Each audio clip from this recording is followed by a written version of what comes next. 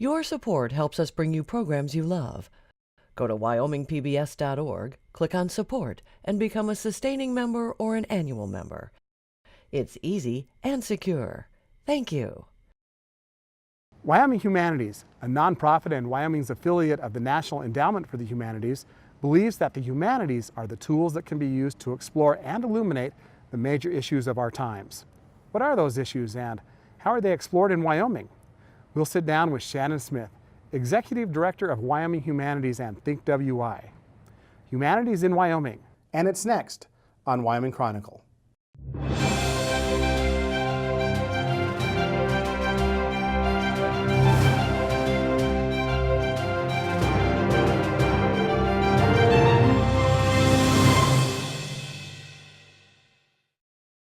And we're pleased now to be joined on Wyoming Chronicle with Shannon Smith. Shannon is the Executive Director of Wyoming Humanities. Shannon, welcome. Thank you very much, Craig. Shannon, this is a position that you've held since 2013. That's right, August 2013. Tell me, how did you come into the position, and then we'll learn more about the work that you do. Okay, I was living in Boulder, Colorado, working for a nonprofit that focused on higher education technology, because my background is in technology and in history. But all of my historical work was on Wyoming, and I research and write a lot about women in Wyoming and how they impacted the history of our state. And when this position came open, it was an absolute perfect mix of the kind of skills that I could bring with business, technology, history, and a love of this region. So if you were to articulate to me, Shannon, what your goals are with Wyoming Humanities, what would you tell me? My personal goals are that by the time I'm ready to retire, everybody in the state knows this organization very well and looks to us to help them understand and explore important issues. Our mission at the Humanities Council is to enable Wyoming to have opportunities to look more closely at issues that are important to them. And what we've been is kind of a behind-the-scenes organization for over 45 years. And what I'd like to do is have us become more well-known and more capable of providing this service because more people know us. And you've been providing this service in Wyoming. Off camera, you told me how many programs that you get to present to Wyoming. Yeah, it is really amazing when you think about it. We average 250 or more programs a year because we do grants with organizations around the state. We send speakers out. We have a speakers bureau. We host discussion groups in libraries. And then we also have our own programs that we host all around the state. And our goal is to try to have programs in every county. Not every year do we make that, but our goal is to have something happen in every single county. And over the course of a 5-year period, we'd like to say we've hit at least 90 of the 99 communities, no matter how small. So you're out and about in Wyoming. Why is it important for Wyoming to have an entity like yours in this independent, we're going to get it done on our own state? Why is it important to have humanities in Wyoming? Well, perhaps that's the reason why we need to have it, is that if we are all independent and on our own and not part of any bigger thing, whether it's a small town in a community or whether it's a part of our state or whether it's a part of the United States or part of the planet, we really do need to understand ourselves and each other better. And what we can do is serve to build stronger connections between individuals and between communities by understanding the state of humanity. That oftentimes brings discussions of topics that some people find difficult, yes, and maybe even more difficult in a very conservative state like ours. What are the hurdles that you face in having these discussions here in our state? Well, part of this is perception. There's issues when you think that there's a very majority-run political system. But frankly, where we go and the communities we go to, people care about our heritage and want to learn more about our history and our past. They're very interested in culture and cultures from around the world. And so what we find is if we are able to communicate into our communities that this is something that we can do, we feel very welcome. And I think that we are, as a state, need to take a closer look at ourselves, because we are diverse and we do have people who are extremely fascinating and are not very one-dimensional. We aren't really a state filled with cowboys, and we aren't a state filled with wildcatters, and we aren't a state filled with those rugged individuals that we sort of think we are. We're a state of way different people, and what makes us stronger is when we try to understand that and try to learn more about our neighbors, again, around the state and around the United States and around the globe. But there are parts of our state that are predominantly wildcatters or agricultural based. Are there hurdles might be the wrong word to use, but are you more accepted? Are your programs more sought after in some communities rather than others? Definitely sought after, and we do like to, and under my direction, we've tried to become as grassroots oriented as possible. Rather than us taking a program down to a community, what we want to do is have a community say, we'd really like to have a program or a discussion about a certain topic. And give us some examples of what those topics are from people who might be watching tonight that haven't went to a ThinkWY sponsored or a ThinkWY sponsored event in their community. Well, a lot of these kind of grassroots-oriented topics are related to culture. So, for instance, we've hosted amazing talks on immigration and Latina culture up in Teton County. We've had great talks about what immigration means in this state, in many communities around this state. Some of that was tied to the conversation that Wyoming's been having for several years now on refugee resettlement. And so those conversations really start out with what is an immigrant, what kinds of immigrants are there, how many immigrants do we have in this state, and then we start digging in further into that topic. So that's one great example. With the refugee resettlement conversation, it was very much clarifying for people who didn't really understand the whole process of refugee resettlement in the United States of America. So those were two examples of topics, but we host conversations about water and its significance to the state and the history of the state.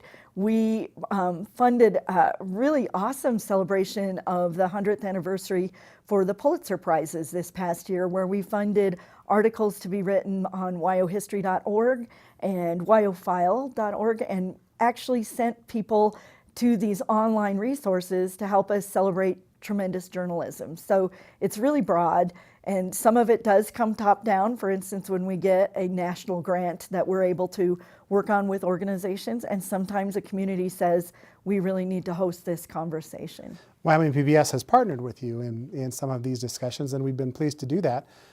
But you haven't always been 100% welcomed.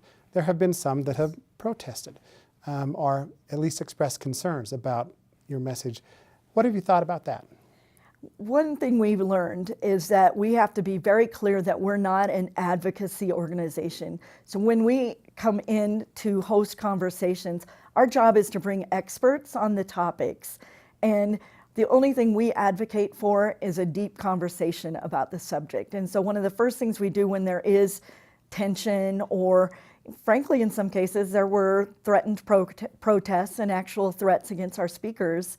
What we tried to do is really make sure the community was aware that this conversation wasn't about pushing a certain idea onto a community or onto the state, but it was about having everybody on both sides or multiple sides of an issue come together and learn about it. And then they can make a more reasoned decision, or they can choose to learn more about the subject. So we really focus on the idea, we only advocate for learning more about something.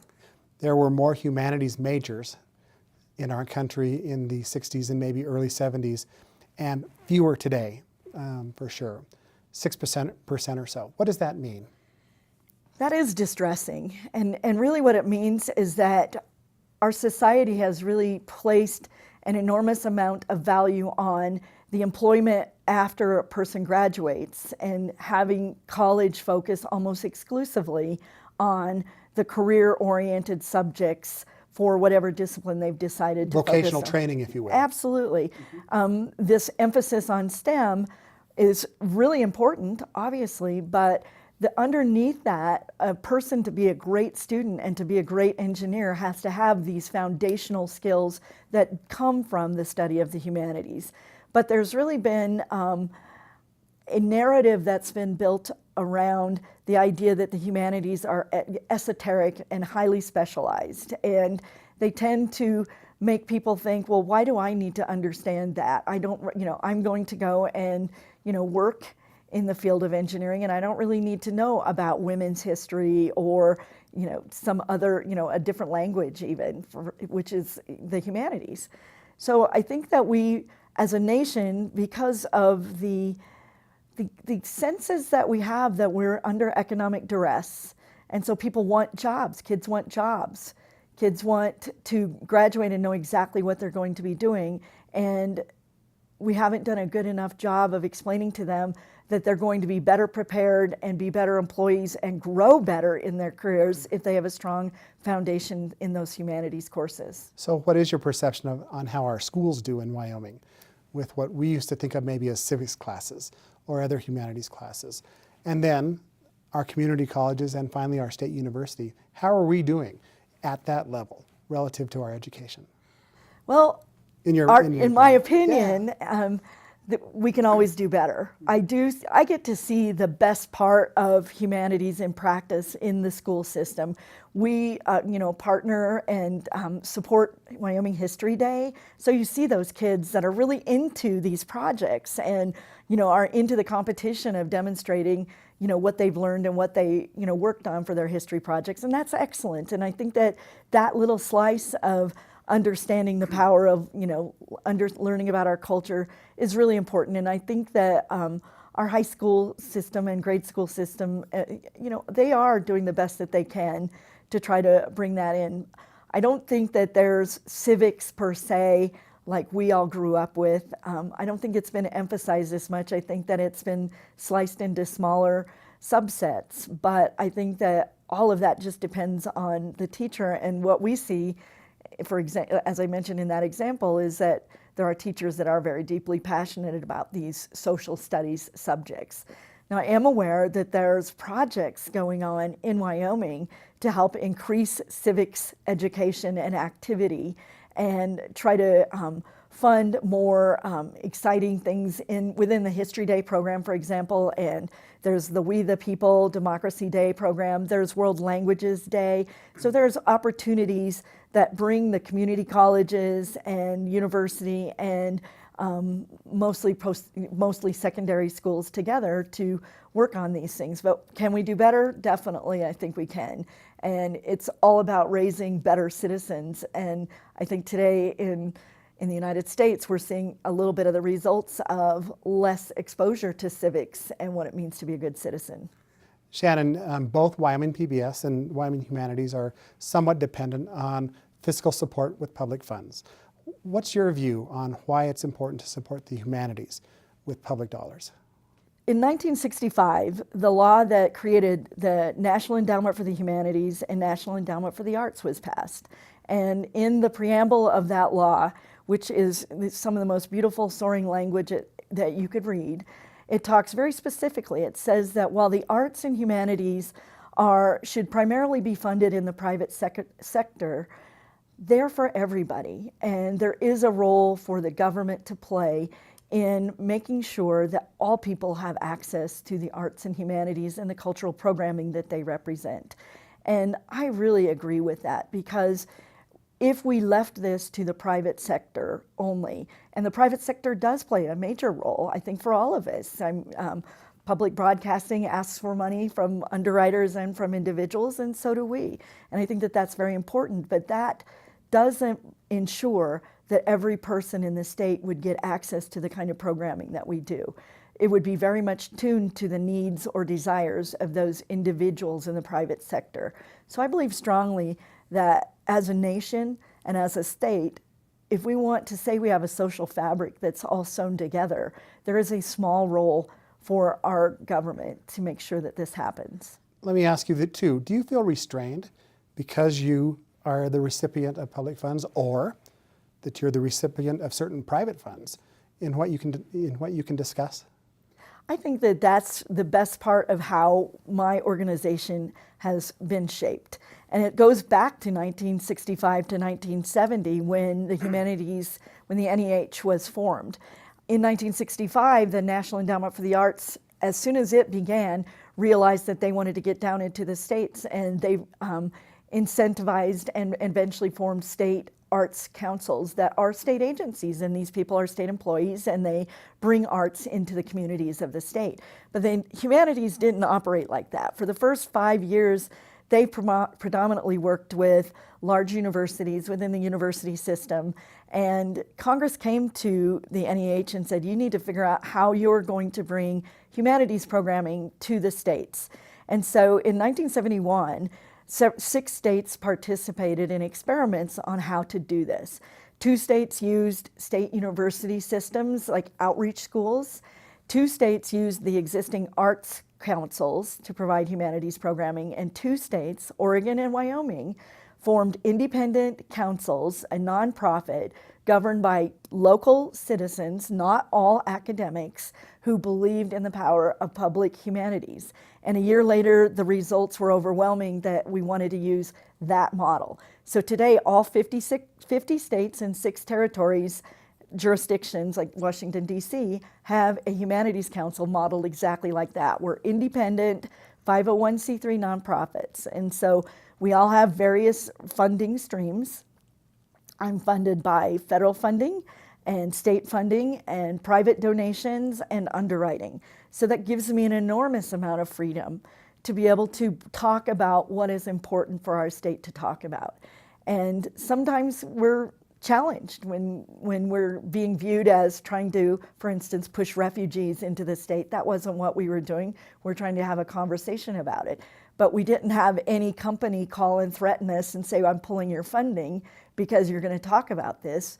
We have multiple funding sources, and we're able to actually use that to our advantage to ensure that there's impartiality for how we cover these topics. With the political environment that we're all experiencing today, and specifically with the Republican administration, thinking about pulling back funding support for things like Wyoming PBS or for the Humanities Council, do you find yourself on the defensive, having to try to justify it is what you do more and more? Yes, we absolutely, all of us state councils involved with the National Endowment for the Humanities very much are on the defense right now. And the best defense to play is a great offense, as we know, and that's what we're doing, is we're making sure that everybody knows the kind of work that we do. The state councils are all participating very actively in writing op-ed letters and making sure that their states are aware. A lot of times a citizen of a state will know a program. Oh, I didn't know you, the State Humanities Council, funded that program. So what our job is today, more than ever, to make sure that people do know what we do. And what is it that Wyomingites don't know? If you can share with us what have been the unknowns about what it is that the Wyoming Humanities Council does, or what you do. Well, in partnership with Wyoming PBS, we're really a key funder for documentaries that focus on our history and our heritage and issues in the state.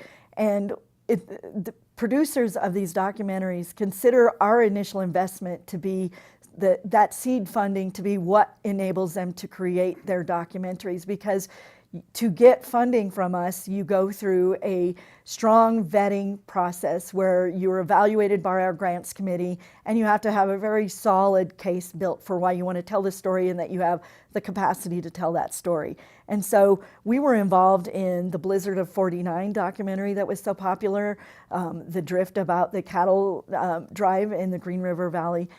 And we do those kind of projects really well, and we've been involved for decades, for over 40 years, in funding some of the best documentaries in the state. But the other things that we do that are quiet and behind the scenes are 20 to 30 libraries host book series reading groups. And this isn't, we send you a book and you go read it and get together with a group and talk about it. We send a scholar 4 times to come and talk about a series of books. And people get so much out of this. A guided conversation by a person with a humanities background helps them really explore deeply either books that are, classics or even current books. We had a whole series on what it means to be Islamic in the United States. And this was one of our most popular series. And we had scholars come and host these conversations. And so they're quiet behind the scenes. Some of these libraries have 8 readers come and meet 4 times in a period of a couple months. And it's a quiet program, but it's meaningful. It leads to a discussion about how technology influences topics that you're very passionate about. Some viewing tonight might think, well, you know what? Wikipedia has everything that you've just talked about. My kids can go there and I can go there. And you talk about, well, no, we can bring you scholars, et cetera. Where is the balance of technology and how it influences our perception in the humanities? Well, and that's a great question because we do offer original content. We have a website where we have scholars who are, on our staff that write great posts about what's happening today and tie it to either contemporary novels or contemporary websites or contemporary issues. And they are able to use a humanities angle. And we have a really strong readership of people who care about that and follow what we're putting up on our website. So that's a digital way of sharing information, especially for people that aren't able to get out or that we don't have an event in their county or community. So we do believe in that. But there is nothing that replaces bringing somebody into your community, whether it's at one of our ThinkWY gatherings that might be in a local bar where we bring an expert and they come and do a 20-minute talk and then just sit there for another hour for a conversation and with questions with the community. There's really no replacement for that. And that's part of what we do is try to bring that community conversation. So what's on the short-term menu for you, Shannon? What's coming up in the next year with Wyoming Humanities or ThinkWY? There's some great projects that are in the hopper.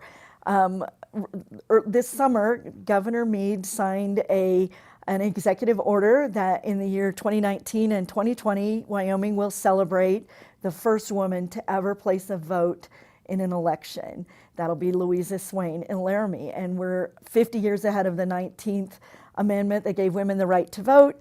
And this is going to be a great celebration where we're going to bring scholars in. We're going to have all kinds of events around the state. And so those kind of things take a lot of time. So we've started working on them very early on.